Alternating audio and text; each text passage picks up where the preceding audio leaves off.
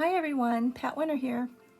Thanks for joining in this flip through of my newest journal, and thank you to all of my subscribers, new and old. I appreciate every one of you. So today I'm going to flip through this journal, which I haven't named yet, but it's basically roses and flower garden theme. One of my favorite themes, as you may have noticed.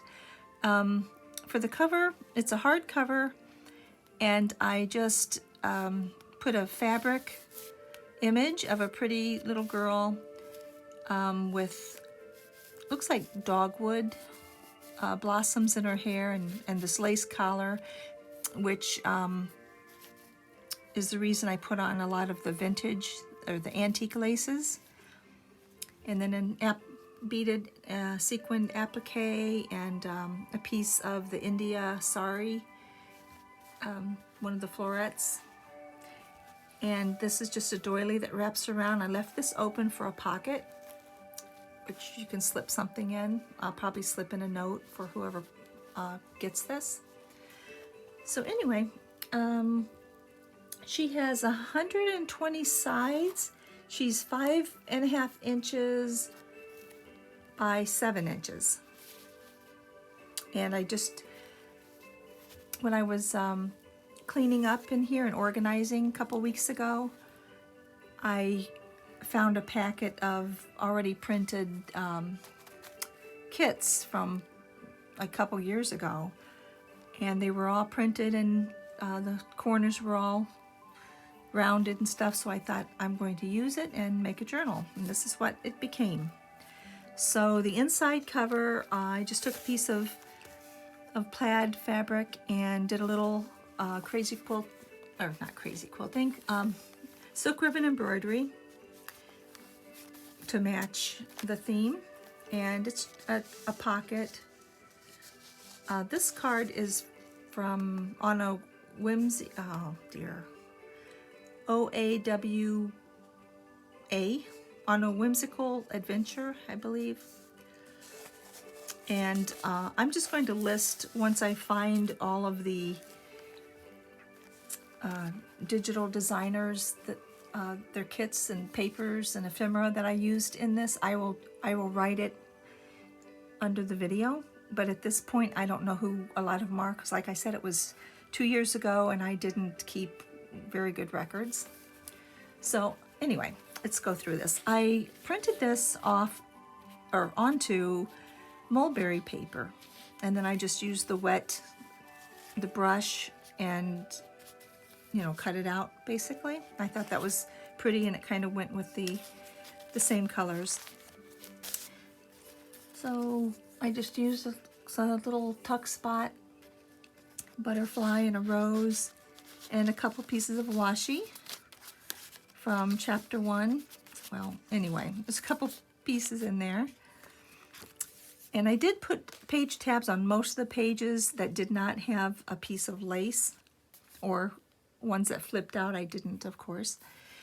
This is just a paper clip, hidden paper clip, very simple one, and a little envelope, and a little place for a tag, little pocket,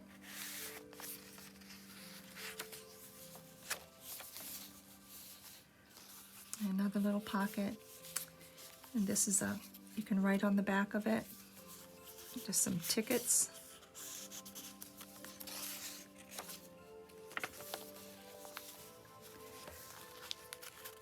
And this is from a recent kit. I want to say it's from Uniquely Ella, but I'm not sure.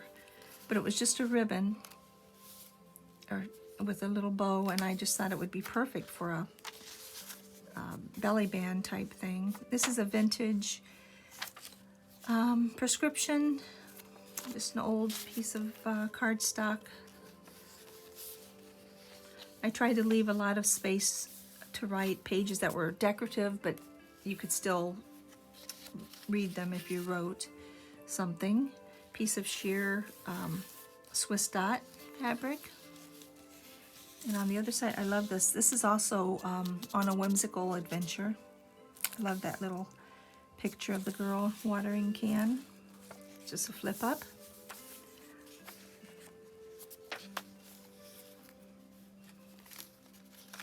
Oh, there's just a little junk journal jewelry with the little rose. And here's a little shaker card.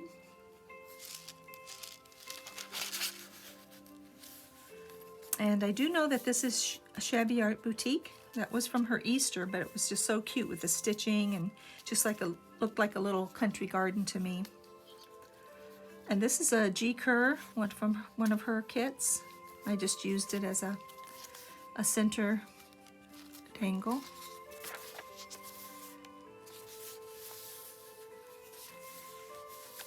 And I love the rusty pink colors in this. This is a myporchprints little envelope. It's one of my favorites with the little roses on it. And here's a little bee and a vintage piece of lace and Swiss dot dangle. And here's the plans of the garden, the little map. This is a whimsical adventure pocket, and then some postcard cardstock that you could journal on, and a pretty lady which you can write on the back. And this is from the papercameo. I just put a piece of little vintage lace to look like a doily, and it's one of her baskets. I love her baskets because they're so versatile in most any theme. And then some vintage little pieces of scrap papers. And another pocket with a pretty rose. And another pocket. And I embossed that page. And here's the other piece of the other half of the mulberry paper. There's a cottage garden and a little rose corner tuck for some more postcards.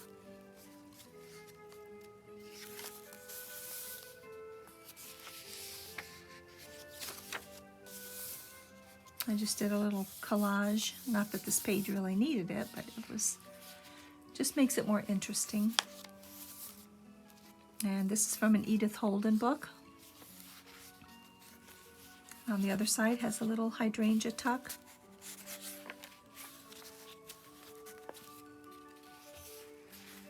You can see why I chose this kit as the basic years ago, because it's just so detailed and so pretty, just gardeny and country theme. Ledger paper. And here's a little cottage tuck, corner tuck, just little pieces of paper torn from a collage sheet. This is a handmade paper. Little pocket. And here's another little basket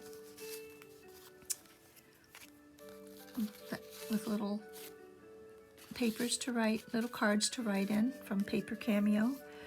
And this is a couple little pages that I copied from my autograph book that I got years ago from an antique shop. But it's got the little writings from her friends and the old German scrap.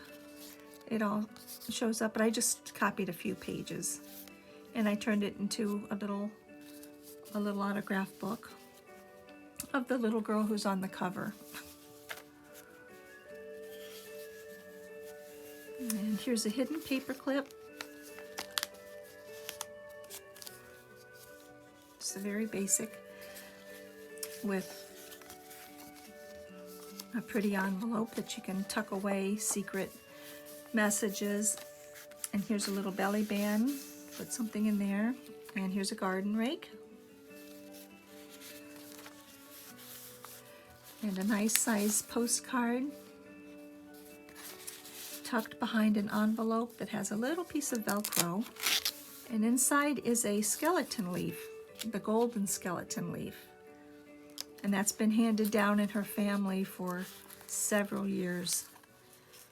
You know, in the fall, whenever you're raking leaves and underneath the very bottom of the pile, you find the skeleton leaves. Oh, this is one from her great-great-great-grandmother.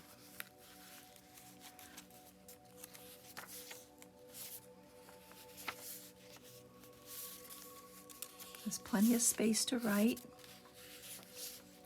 And these pages are just so pretty.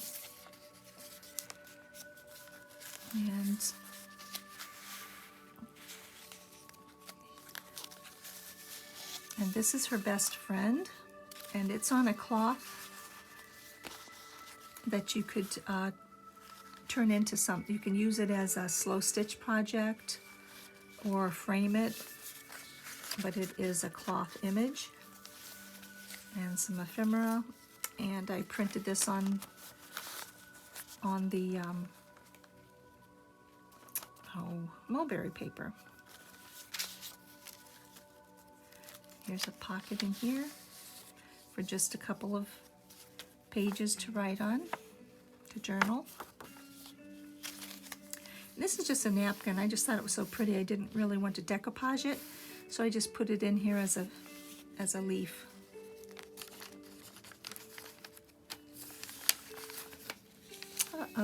And there we go. And this is a vellum, not a vellum, this is a rice paper image of the little girl playing while her mother is most likely repotting plants. And there's a flip. It's a mulberry paper.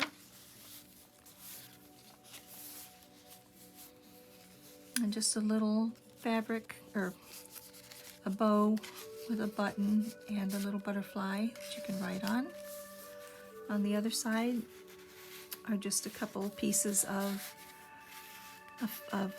fussy cut roses that you could jot little notes on the back. And this is masking paper, which you can store washi tape on this and it comes back up. So you can put a few pieces on there that you want to use in this journal. And here's a little seed packet and a nice little card that's been backed with avocado dyed paper. And here's a little pocket. I will be tucking something in there. And that's just a paper punch. I thought it looked like a trellis for a rose garden, or a climbing rose. And here's just a little pocket. I think that's my porch prints, but I'm not sure.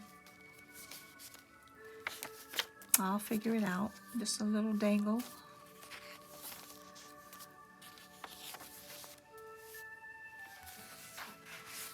Just another postcard.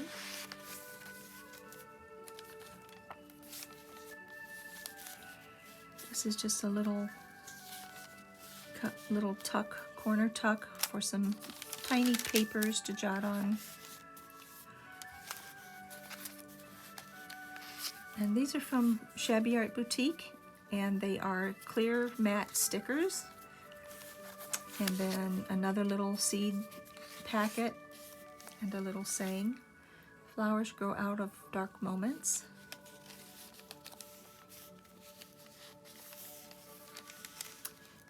And some more of G. Kerr's little teardrop notes.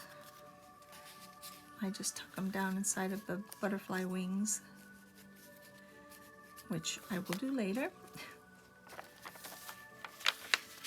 Oh, and this is papercameo, one of her new kits, but those envelopes, they're beautiful.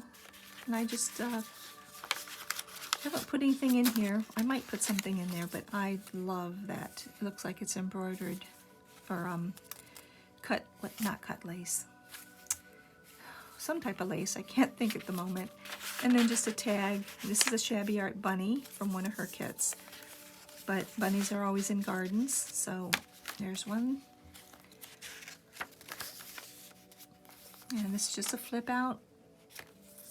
And it's a pocket to put something in, which I might put a nice pretty piece of rose paper in there. That's just a little pocket. And here's a pocket for a tag. And you can put something in here.